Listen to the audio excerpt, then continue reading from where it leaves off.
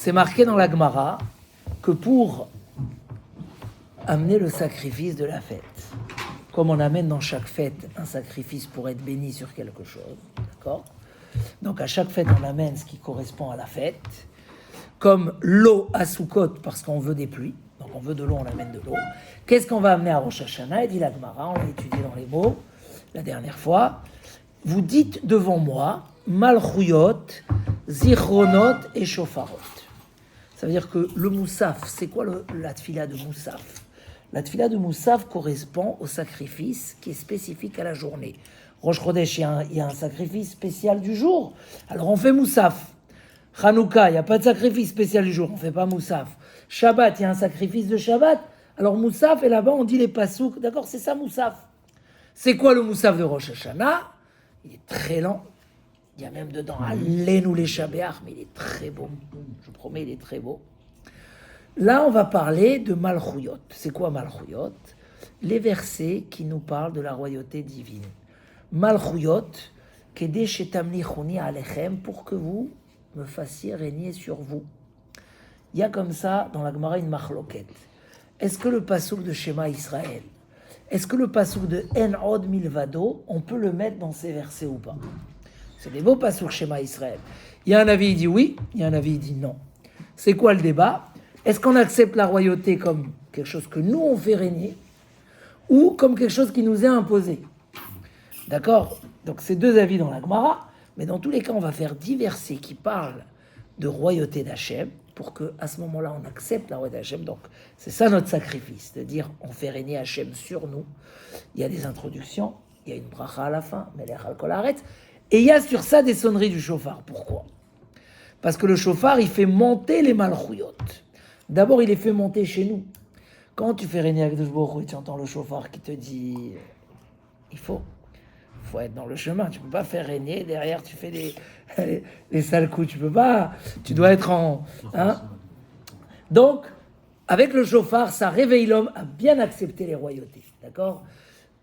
Ça, c'est la première chose. Ou tout simplement, comme on a dit dans l'autre raison, puisqu'on fait régner Akadosh Baruch Hu, alors il faut sonner le shofar. Parce que quand on fait régner un roi, on faut sonner le shofar. Premier point.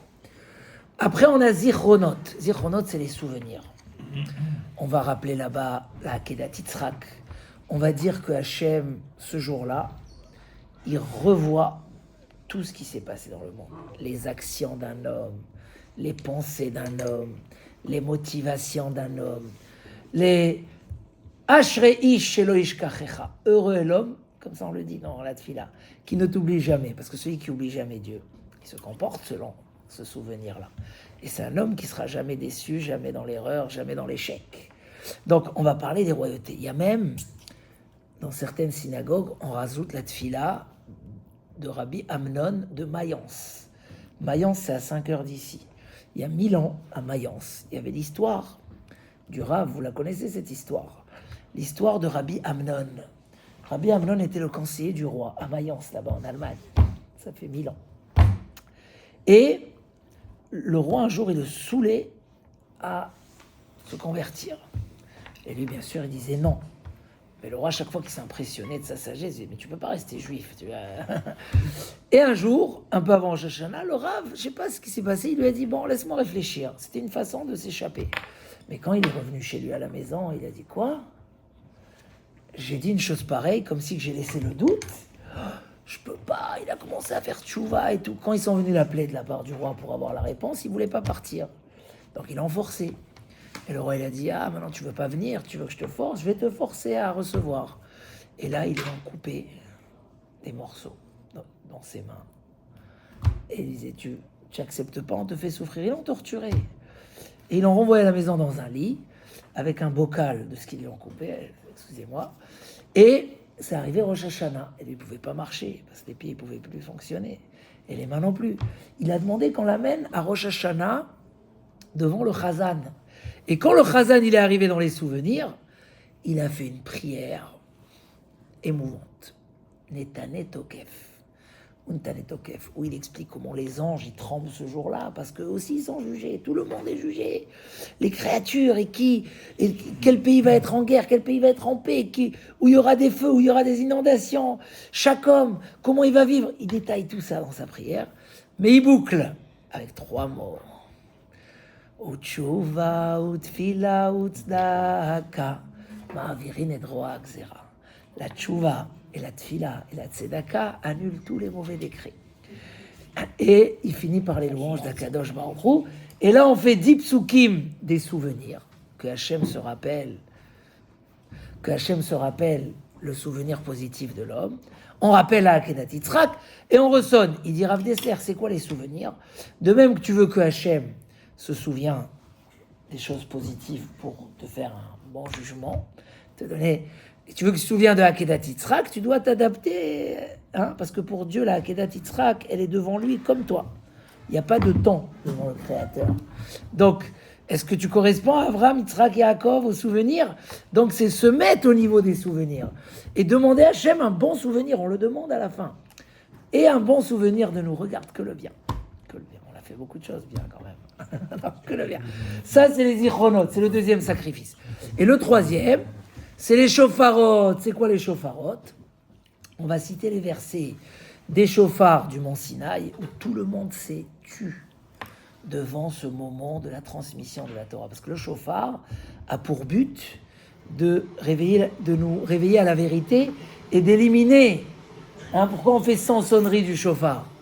Parce que quand Sisra, qui était un roi qui représentait les forces d'impureté, s'est fait tuer, sa mère, elle a pleuré 100 fois. Donc, le shofar, c'est un petit peu imposer une vérité. Le bruit, il fait taire tout le monde.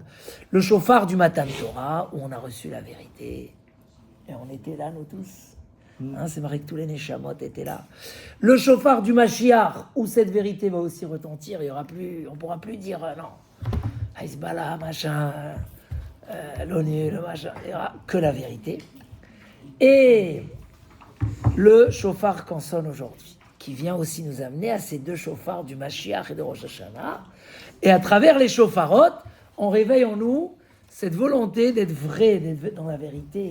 Torah Emet, Natan Lanu, Baruch Asher Bachar Banu, Hashem nous a donné une Torah de vérité. Tout ça, ça nous amène à des sentiments de Kedusha. C'est ça le sacrifice, c'est ce qu'on va dire dans le Moussaf. On va sonner chaque fois le shofar, même celui qui ne comprend pas, qui essaie de comprendre le sens. Mais si quelqu'un il a du temps à préparer les prières, qu'est-ce qu'il doit préparer? Ces 3 morceaux de Moussaf. Par exemple, Allez-nous les Shabéach, on le dit où? Dans les royautés, parce que qu'est-ce qu'on dit dans Allez-nous les Shabéach? Tous les Réchaïm du monde vont venir se prosterner à toi, tout le monde va connaître la vérité. Il y a Kirouvé Edou, Kol Shvet Tevel. Donc c'est toi qui vas régner. C'est juste entre-temps, tu as caché, tu as voilé le monde, tu as voilé la vérité. Mais nous, ce jour-là, on dévoile la vérité. Toi, tu l'as voilée, nous, on la dévoile. C'est le sens de Allez-nous les Shabéach, ce bonheur qu'on a. Pour ça, le jour... Et il y a dans des tendances chassidiques, je vais vous dire ça, que même, ils ne veulent pas penser à la faute du tout. Même pas la tchouva. Ils exagèrent un peu. Mais c'est beau d'amener cet exemple. Pour eux, tout le Rosh Hashanah, c'est de se coller à ces sentiments. Comme si tu es dans un autre monde. Dans le monde d'Hachem, tu te pries sur la vérité, tu veux t'adapter à la vérité, tu pries que tout le monde se plie vers la vérité, tu redévoiles le voilé.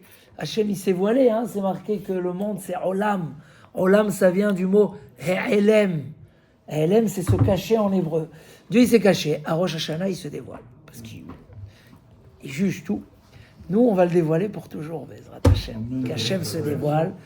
On entend les sonneries du Mashiach, Bekarov, à la Géoula et à la Yeshua de tout le clan Israël. Chazak.